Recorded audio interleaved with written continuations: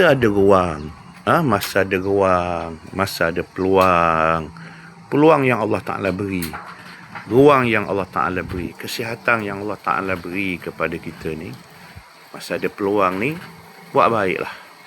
Buat baik. Apa sahaja ni baik. Apa sahaja ni baik. Baik dengan Allah, dengan amalan-amalan ibadah, baik dengan Allah, baik dengan manusia sesama manusia. Buat baik dengan manusia sesama manusia. Buat baik. Senyumnya, bersalamnya, beri salam, jawab salam, maknanya ukhuwah Islamiah, buat baik. Dengan Allah kita buat baik. Dengan Allah kita kena buat baik.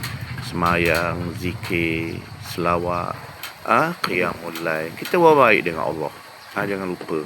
Ini peluang, ini ruang yang ada. Ruang peluang yang ada ni nikmat daripada Allah. Kurniaan Allah. Bukan saja-saja. Bersyukurlah kepada Allah. Bersyukur pada Allah. Jangan ajar yang buruk-buruk.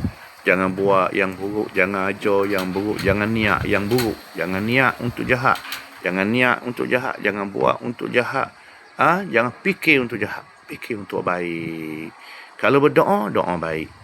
Bukan doa laknat, doa kebencian. Kalau doa, doa rahmah.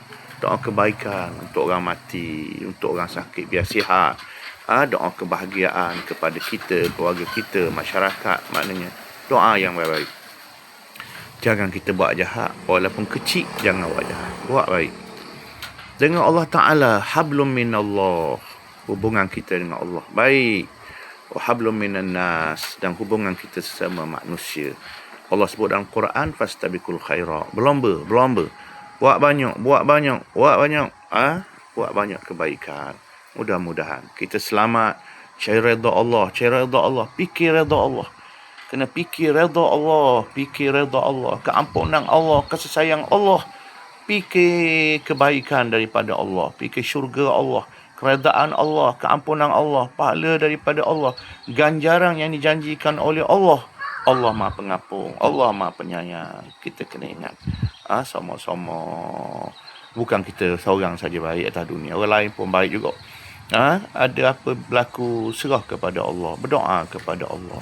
Yang penting hati kita comel baik. Allah.